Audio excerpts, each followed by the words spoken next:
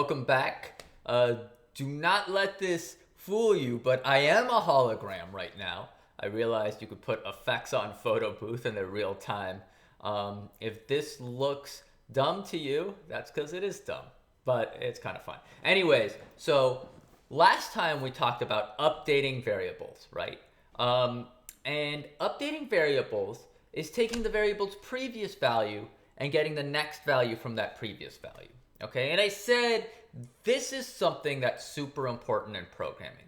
Well, why is that? All right, if we just think about life in general, the next value being based on our previous value happens all the time.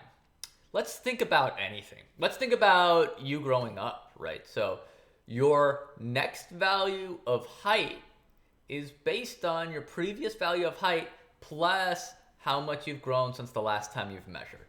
Okay, so you measure your previous value of height and then you grow 5 inches. That's going to be your next value of height, right? So you keep on growing and it's based on that previous value. I don't know, everything, literally everything. Just think about anything and it follows this rule.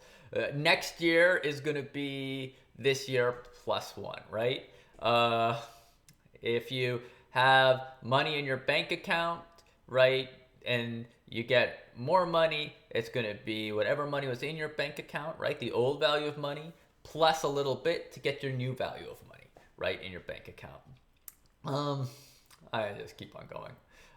If you're watching a basketball game, the next values of points, whether they score a 2 or 3, is going to be their point total is going to be based on what their current point total is.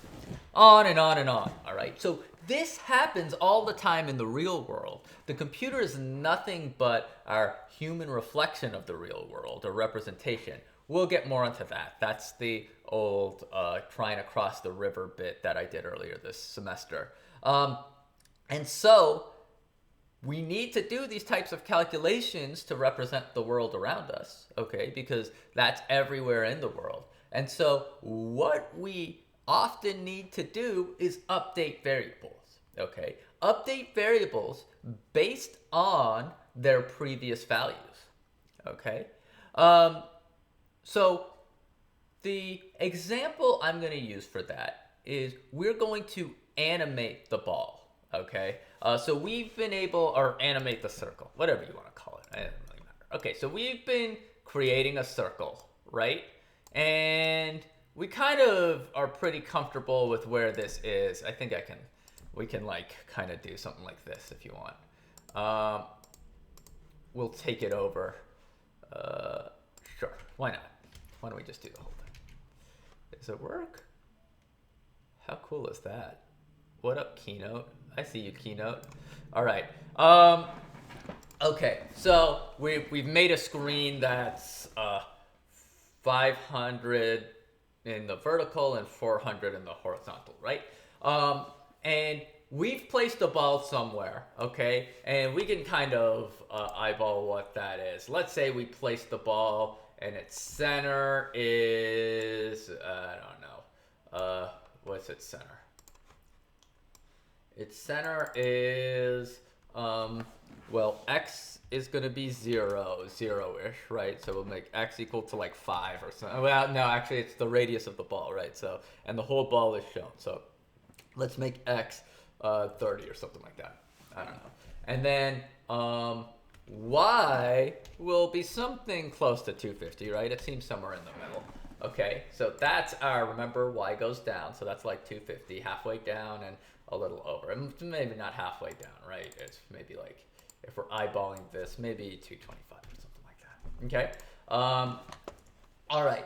And so now this thing is hanging out here, and we've drawn it here. Well, how do we draw it here, right? We might do something like ellipse. I'm sorry, ellipse, and then center 30, 225. No M, and then, I don't know, 30, 30 or something like that. 30, 30, the width is 30, the width is 30. Yeah, that'll work, 30, 30. I think that'll work. If it doesn't work, you can scream at me. Scream at me in the comments. I know there's no comments. That's why I said it. Okay, so you can see it. Good enough. All right, so that's what we have going on here. Okay, and to make this ball move, all right, we've got to think of it like a flip book. So this is one frame of the flip book. What's the next frame of the flip book gonna look like? If we want to make the ball, for example, move to the right, okay? Why don't you pause and think about that? What's a value that would make the ball look like it's moving to the right? All right, if you were doing this in a flip book, you would draw the ball over here, and then where's the next place you would draw the ball in your next page of the flip book?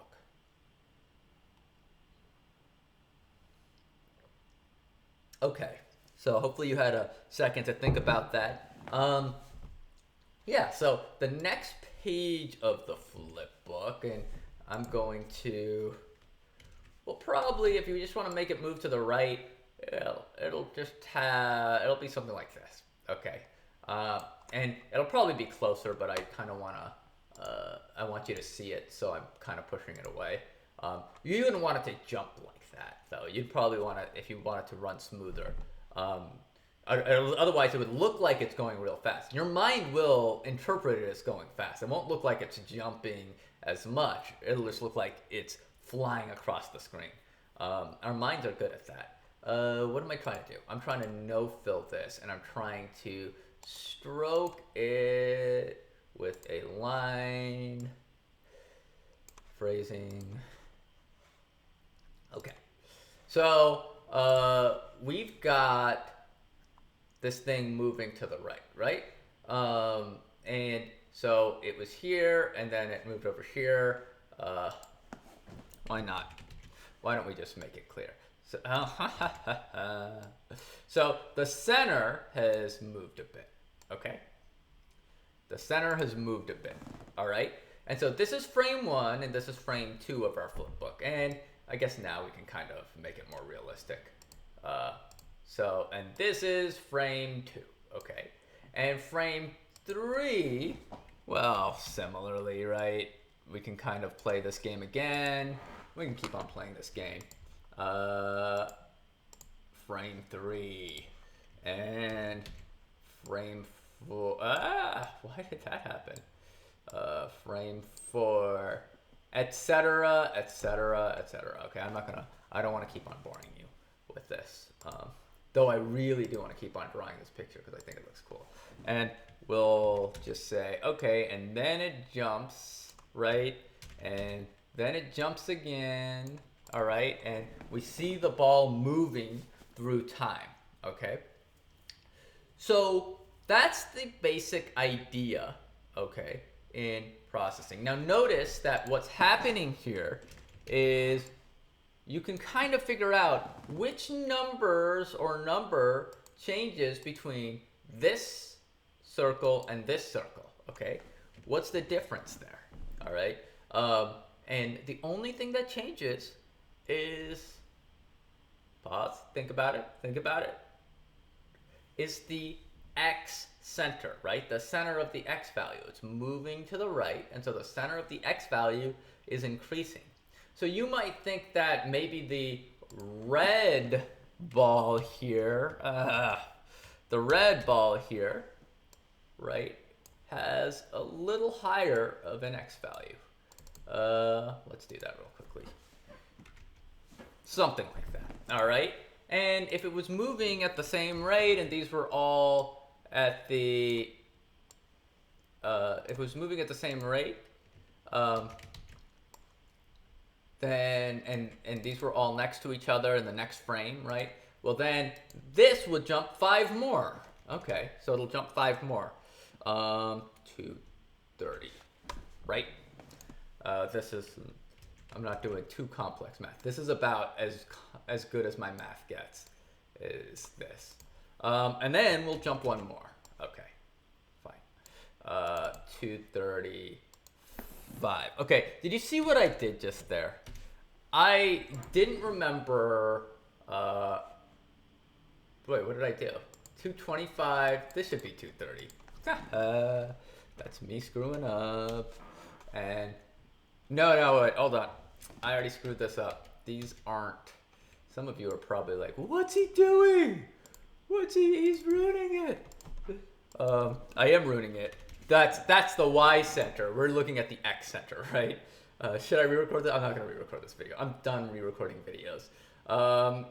Okay. So 30 to 35 to 40, right? The X center is changing to 45. Okay. And Y stays the same. 225, 225, 225, 225. Go from 30, 35, 40 to 45.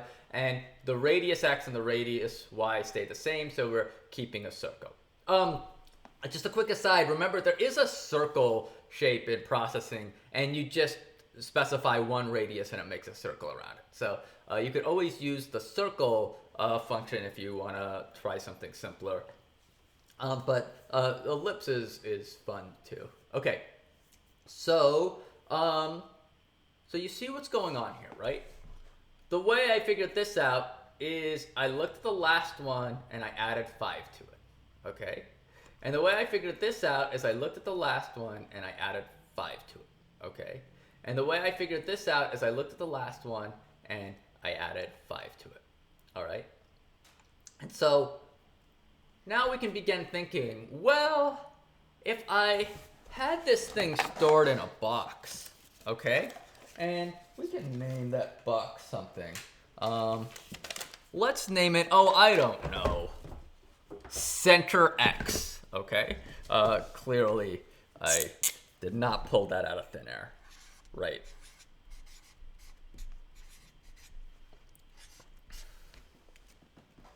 Okay, and let's say I initialized Center X, so this is Center X. This is going to be an issue. Oh, the hologram. Okay, so this obviously isn't going to work because of the hologram issue. I had to do the hologram. Is that does it understand? Oh yeah. All right. We learned a valuable lesson. Special effects ruins everything. All right, and yeah, learned a valuable lesson today. I'll see you in the next video.